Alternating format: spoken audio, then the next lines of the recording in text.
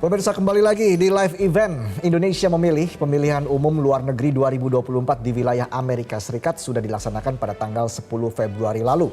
Namun untuk penghitungan tetap dilaksanakan pada 14 Februari waktu setempat. Dan untuk mengetahui hasil perolehan suara di Washington DC, kita akan bergabung dengan Valdia Baraputri dari tim VOA. Valdia. Selamat siang waktu Amerika, Valdia. Bagaimana suasana penghitungan suara di sana dan berapa banyak suara yang akan dihitung di sana?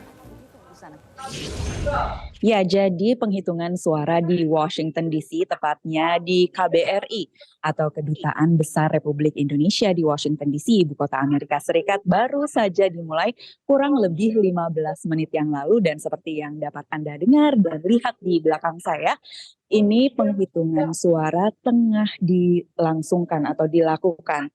Ada 2 TPS di Washington DC di belakang saya. Ini adalah TPS 2 dan di ruangan hadapan saya ini ada TPS 1 yang melakukan penghitungan suara secara bersamaan. Seperti yang dapat Anda dengar, suaranya bersahutan saat ini ya antara paslon yang 1, 2, dan 3. Acara penghitungan suara ini sebetulnya sudah dimulai pada pukul 10 pada pagi tadi waktu Washington DC. Namun rangkaian acara ini dimulai dengan memastikan bahwa saksi-saksi telah hadir, Panwaslu telah hadir, dan semua pihak-pihak yang bisa atau bisa menyaksikan acara ini sehingga acara ini berlangsung dengan tertib, dan juga semua suara yang dihitung di sini akurat begitu.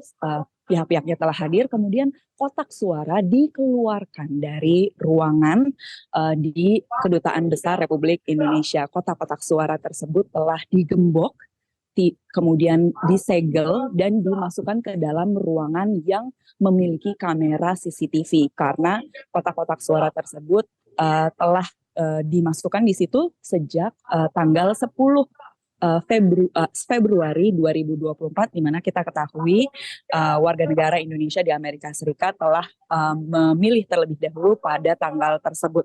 Nah, ada 3 cara pemilih Indonesia untuk memilih di sini, melalui kotak suara keliling, langsung ke TPS maupun lewat pos. Dan hari ini yang dihitung adalah surat suara dari pemilih yang memilih langsung atau datang ke TPS di Washington DC.